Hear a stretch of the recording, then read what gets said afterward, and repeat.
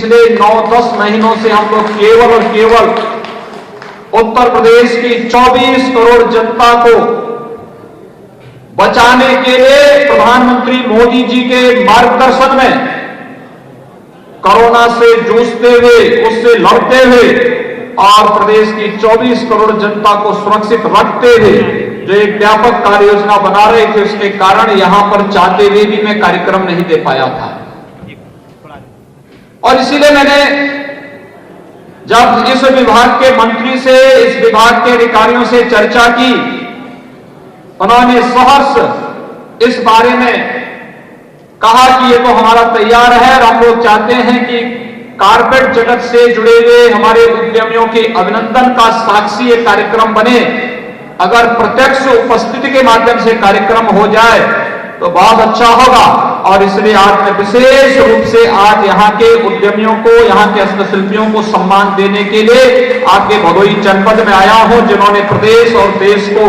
एक नई पहचान कारपेट के क्षेत्र में भदोही के माध्यम से दी है। भाइयों बहनों, बहुत बड़ा कार्य यहाँ के हस्तशिल्पियों ने किया है अपने हुनर के माध्यम से, और वह कार्य सचमुच अभिनंदनीय कार्य है। इस अभिनंदनीय कार्य के लिए जितनी भी इसकी प्रशंसा की जाए वह कम है, और उसी के लिए मैं आज आपके बीच आया हूं आपसे कहने के लिए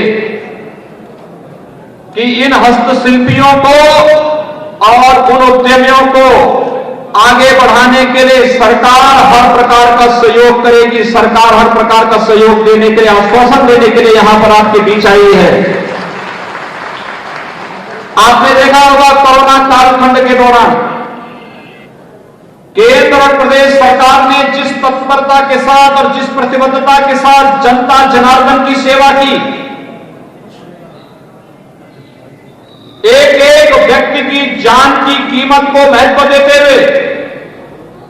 हर एक व्यक्ति को शासन की योजनाओं के साथ जोड़ना और फिर उसके माध्यम से उन्हें प्रोत्साहित करने के लिए जो कार्यक्रम बनाए, उसी श्रृंखला में प्रधानमंत्री मोदी जी ने आत्मनिर्भर भारत की परिकल्पना की बात हम सबको दी, और उत्तर प्रदेश आत्मनिर्भर भारत में सहयोगी बन सके, इस दृष्टि से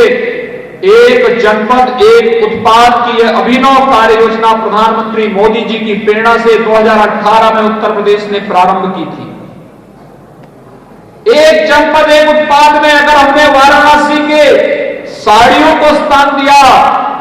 तो भदोही के कालीन को भी हमने प्रदेश के अंदर एक जनपद एक उत्पाद में महत्व दिया, स्थान दिया। और भाइयों बहनों, हमारे पूर्वज बहुत अभिनंदनीय हैं, वे सभी पूर्वज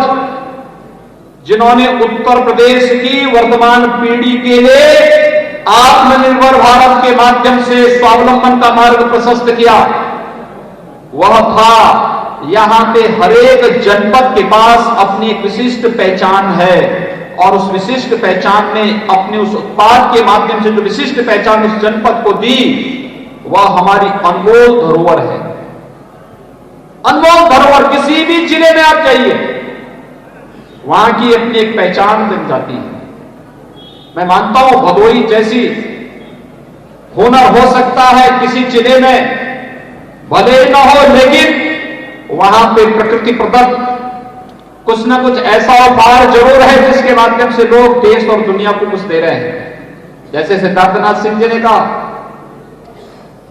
कि सिद्धार्थनगर का काला नमक चावल है, ऐसे कौशाम्बी का अमरूद भी तो है। कौन नहीं जानता इसके बारे में? यानी आखिर यहां के किसानों ने भी तो किसी भी क्षेत्र में इससे पीछे नहीं हटने दिया। चंदौली का चावल, आज तो चंदौली का किसान एक ब्लैक चावल को भी लेके आ रहा है, ब्लैक राइस भी लेके आया है। बाजार में उसका दाम 700 रुपए तक मिल रहा है। यानी किसान हो, हस्तशिल्पी हो, युवा हो और समाज का कोई भी तबका उसको प्रोत्साहित करने के लिए आत्मनिर्भर भारत की इस परिकल्पना को साकार करता हुआ यह कारपेट एक्सपो मार्ट अपने आप में इन सभी उद्यमियों और हस्तशिल्पियों का अभिनंदन करने के लिए आज यहां पर खड़ा है। इसलिए इसको लोकार्पित करते हुए मुझे बहुत प्रसन्नता की अनुभूति हो रही है। और यहां पर तो एक साथ आए हैं इस जनपद के हम लोग, जहां यहां के उत्पाद को, यहां के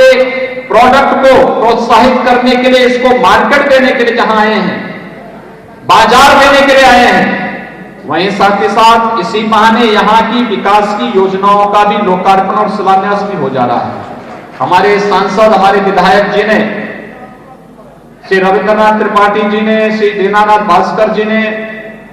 श्री रमेश चंद्र बिंद जी ने, जो यहाँ का परंपरागत हुनर है, इसके साथ साथ विकास की प्रक्रिया का हिस्सा भी बन सके। और विकास की प्रक्रिया के हिस्सा बनने के लिए ही लोकार्पण और शिलान्यास की इतनी योजनाओं को एक साथ, लगभग 200 करोड़ की परियोजनाओं का लोकार्पण और शिलान्यास एक साथ भदोही जनपद को आज प्राप्त हो रहा है। भदोही के भाइयों बहनों, मैं इसके लिए अपने सांसद जी को, विधायक, दोनों लोकप्रिय विधायकों का